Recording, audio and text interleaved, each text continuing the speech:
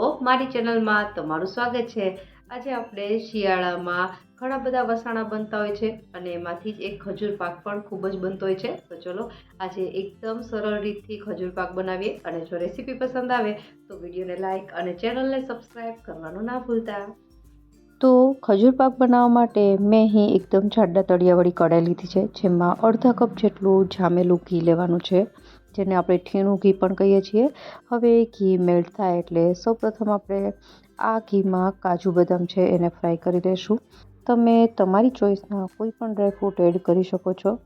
હવે અહીં મીડિયમ ગેસની ફ્લેમ પર લગભગ 3 થી 4 મિનિટમાં કાજુ બદામ છે ફ્રાય થઈને તૈયાર થઈ જશે, જેને આપણે કાઢી લઈશું। આવી રીતે એકદમ ક્રિસ્પી એવા કાજુ બદામ ખજૂર પાકમાં ખૂબ જ સરસ લાગતા હોય છે। હવે જે ઘી બચ્યું છે એમાં આપણે માવો એડ કરીશું। માવો ટોટલી ઓપ્શનલ છે, મેં અહીં એકદમ ઓછો માવો લીધો છે જે ખજૂર પાકને બાઇન્ડિંગ આપે છે। અહીં મેં મોળો માવાનો ઉપયોગ કર્યો છે, જે 100 ગ્રામ જેટલો છે। હવે એક વખત ઘી સાથે મિક્સ કરી લીધા બાદ ખજૂર એડ કરીશું। તો અહીં મેં લગભગ 1 કિલો ખજૂર છે, એકદમ પોચો ખજૂર આવે છે, જેના ઠળિયા કાઢી લીધા છે। તો ઠળિયા કાઢ્યા બાદ આ ખજૂરનો વજન છે લગભગ 800 થી 850 ગ્રામ જેટલો થઈ જતો હોય છે। હવે એક વખત આને મિક્સ કરી લેશું। હું તમને આવી રીતે હાથેથી અડીને બતાવું, એકદમ ખજૂર પોચો છે। આવો પોચો ખજૂર જ ખજૂર પાક બનાવવા માટે ઉપયોગમાં લેવો। હવે મીડિયમ ગેસની ફ્લેમ પર ખજૂર અને માવાને મિક્સ કરી લેવાનો છે।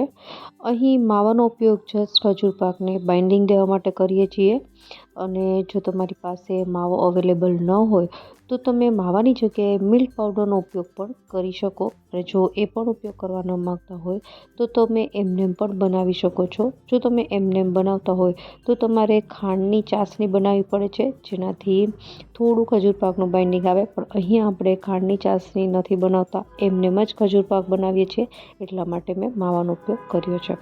તો તમે જોઈ શકો છો ધીમે ધીમે માવો છે ખજૂર સાથે સરસ રીતે મિક્સ થઈ ગયો છે, અને ખજૂરનું ટેક્સચર પણ એકદમ ગરમ થાય એટલે બદલાવા લાગ્યું છે, એકદમ સ્મૂધ અને સિલ્કી ટેક્સચર આવવા લાગ્યું છે। તો લગભગ મીડિયમ ગેસની ફ્લેમ પર મેં અહીં 15 થી 20 મિનિટ જેવું આ રીતે સતત ચલાવતા જઈને તમે જોઈ શકો છો કે એકદમ સ્મૂથ ટેક્સચરવાળું મિશ્રણ તૈયાર કરી લીધું છે। તો બસ આપણું ખજૂર પાક બનવા આવ્યો છે। હવે તમે જોઈ શકો છો કે આ બધી જ વસ્તુ હું આવી રીતે ભેગી કરું તો એક સાથે આવે છે, એનો મતલબ કે આ તૈયાર છે। હવે આપણે અહીં ગેસ બંધ કરી દઈશું, કારણ કે આ મિશ્રણ એકદમ તૈયાર થઈ ગયું છે ખજૂર પાક બનાવવા માટે। હવે ગેસ બંધ કરી દીધા બાદ આપણે એને નીચે લઈ લેશું। હવે આપણામાં એડ કરવાના છીએ કાજુ બદામનો એકદમ ફાઇન પાવડર, જે મેં મિક્સર જારમાં બનાવી લીધો હતો। ઘણા લોકો બિસ્કિટ છે એને ક્રશ કરીને એડ કરતા હોય છે, પણ એના કરતાં કાજુ બદામ છે એ આપણી હેલ્થ માટે ખૂબ જ સારો હોય છે, એટલે એનો જ ઉપયોગ કરવો, જે લગભગ ½ કપ જેટલો છે। અને ત્યારબાદ સૌથી પહેલાં આપણે કાજુ બદામના ટુકડા તળ્યા હતા એને આપણે એડ કરી દઈશું, અને હવે બધી જ વસ્તુને મિક્સ કરી લેવાની છે। તો તમે જોયું કે મેં ક્યાંય પણ ખાંડનો ઉપયોગ નથી કર્યો, કારણ કે ખજૂર છે એકદમ ગળ્યો જ હોય છે, તો સ્વીટનેસ માટે ખાંડ કે ગોળ કોઈ જ વસ્તુની આમાં જરૂર હોતી નથી। જસ્ટ આપણે થોડો માવો એડ કરીશું અને પાછળથી આવી રીતે કાજુ બદામનો પાવડર એડ કરીએ એટલે એનું બાઇન્ડિંગ એકદમ સરસ આવી જતું હોય છે। હવે હું અહીંયા ખજૂર પાકની લાડુળી બનાવવાની છું, જેના માટે આ મિશ્રણ થોડું ઠંડુ હોવું ખૂબ જ જરૂરી છે, હાથમાં લઈ શકાય એવું।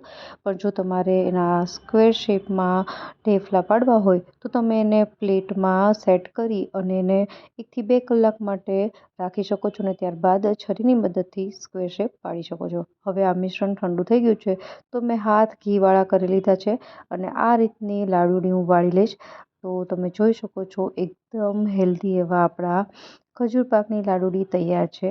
આ રીતે હું બધી જ લાડુળી બનાવી લઈશ, ને આશા રાખું કે તમને આ રેસીપી જરૂરથી પસંદ આવી હશે। ફરી મળીએ નવી રેસીપી સાથે, ત્યાં સુધી બાય બાય।